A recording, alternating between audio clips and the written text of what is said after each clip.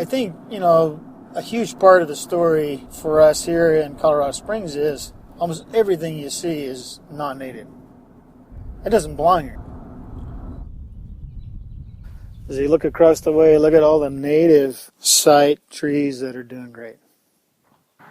So if you'll notice, the needles are brown only about halfway down.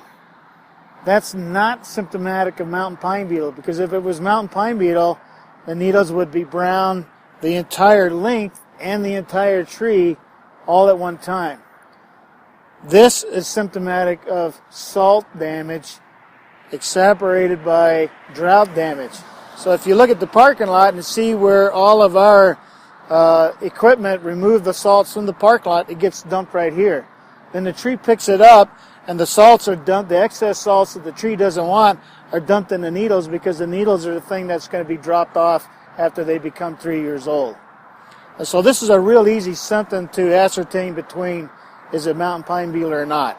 If the needles are only brown halfway, can't be mountain pine beetle, can't be Ips beetle. It's got to be something else. So the critical question is, with this freeze damage, does it still have 2/3 of the living crown?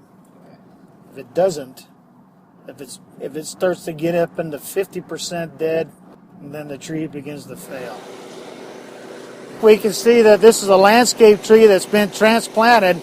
It's a fairly large diameter tree, so the root systems, when the tree was transplanted, didn't come with the tree. So it was already compromised when the tree was planted. So it was already in a drought stress like water budget loss, because it didn't bring the roots with it. They had the stored reserves. So this is salt stress, drought stress, and freeze damage problems coupled with too large of a tree that was transplanted. So the poor guy barely had a chance. Look how short the bud is on this one, which is very indicative of a tree that's in trouble. The candle or the shoot is very small, very short. But we'll look at this one over here.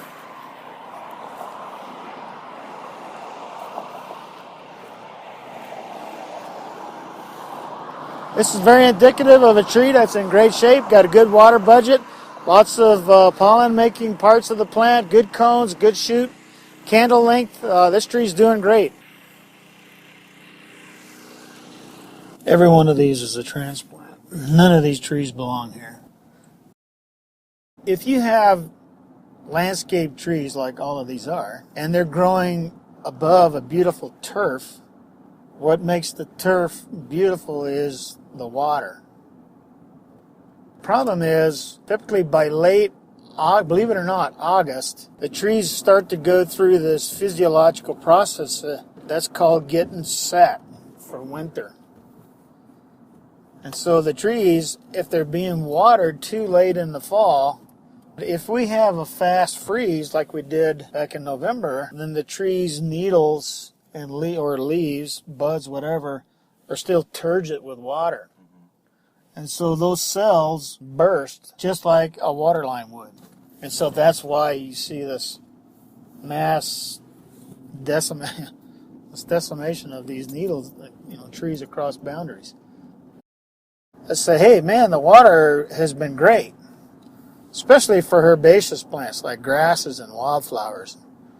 But what is it that catches fire very easily in the summer? Grasses and wildflowers. So it's boon or bane, bust or bane, It just depends on how you look at it.